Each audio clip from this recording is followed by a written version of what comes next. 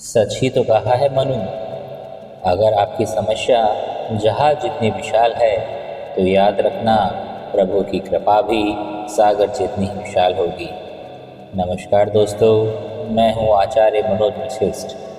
आप सुन रहे हैं मुझे हमारे इस भक्ति चैनल पर। एक बार भगवान विष्णु जी से नारद जी ने कहा कि प्रभु, मैं धरती पर देखता हूँ आपके भक्त इतने बुरे हाल में क्यों रहते हैं। जो पाप करते हैं, कपट करते हैं, लोभ करते हैं, मोह रखते हैं, वह सब तो बड़े मज़े में रहते हैं। आपके भक्त इतने दुख में क्यों रहते हैं। भगवान ने कहा, आओ तुम्हें लेकर चलता हूँ उस लोक में और हम खुद वहाँ जा कर के देखते हैं। दोनों धरती पर साधु वेश पर जाते हैं। एक सेठ जी के यहाँ पर जाकर के दरवाज़ा खटखटाते हैं। आवाज़ लगाई, भिक्षा दे दीजिए। वो जो व्यापारी था वो दरवाजे से बाहर आया अपने घर के और चिल्लाने लगा कि तुम दोनों मांगने के लिए आ गए। कोई काम धंधा नहीं है तुम्हारे पास, वेश बदल कर घूम रहे हो, यह करते हो वो करते हो, और ऐसा कह कर के बहुत कुछ सुना दिया। वहाँ से जैसे ही चलने लगे तो नारद जी को लगा कि भगवान इनको अभी श्राप दे देंगे और कह देंगे कि भैया तेरा सब खत्म हो गया।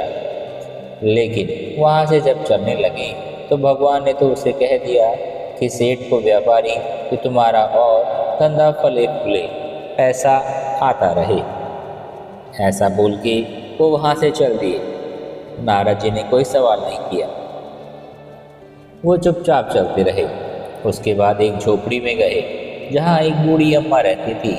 भगवान की पूजा किया करती थी, प्रार्थना किया करती थी। उसके घर में एक गाय बंधी हुई थी। वहाँ जाकर आवाज़ लगाई, माता कुछ भोजन मिलेगा, हम बहुत दिनों से भूखे हैं, तलाश में निकले हैं, कोई भिक्षा नहीं दे रहा। माता ने कहा, भोजन तो नहीं मिलेगा, मैं बहुत गरीब हूँ, लेकिन दूध मिल जाएगा। मेरे घर में गाय है तो 2 गिलास दूध आप प्रबंध कर देती हूँ। आओ दोनों बैठ जाओ। दोनों बैठ जाते हैं। बहुत अच्छे से भोजन, बहुत अच्छे से दूध का इंतजाम उस माता ने कर दिया। सब कुछ ठीक रहा। वहाँ से वो जब चले तो नारद जी को अब प्रभु जी जो प्रसन्न हैं, कुछ वरदान तो इन्हें दे ही देंगे, ऐसा सोचने लगे। इस बुढ़िया अम्मा का जीवन बदल जाएगा, इनका सब कुछ परिवर्तित हो जाएगा।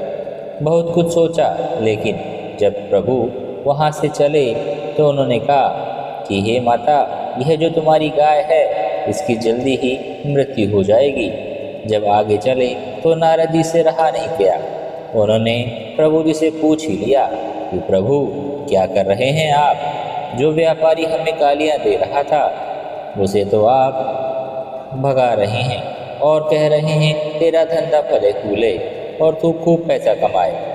और जो बुढ़िया हमारी पूजा कर रही थी, आराधना कर रही है, जिन्होंने भक्ति पूर्वक हमें यहाँ बैठाया और खाना भी खिलाया, उन्हें आप कह रहे हैं कि तेरी गाय बहुत जल्दी चली जाएगी।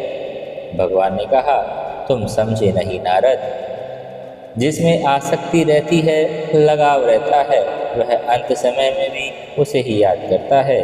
उस व्यापारी का जितना मन सारा पैसों में लगा हुआ है, मैंने उसे कहा कि तेरा पैसा और बढ़े, ताकि वह यही सोचता रहे कि अगले जन्म में जो पैसा सोच रहा है, तिजोरी के नीचे सांप बन करके जन्म लेगा। और मैंने बूढ़ी अम्मा को भी कहा कि तुम्हारी गाय बहुत जल्दी ही मर जाएगी, क्योंकि जब वो अंत समय में माता जी अपने प्राण त्याग रही होगी तो उनकी गाय की चिंता सताएगी, वो गाय योनि में चली जाएगी। इसलिए मैं उनको नहीं चाहता कि वह गाय बने। मैं चाहता हूँ कि वह मेरे धाम में आ जाए, अंत समय में सिर्फ मेरा स्मरण करे। एक बहुत छोटी सी कथा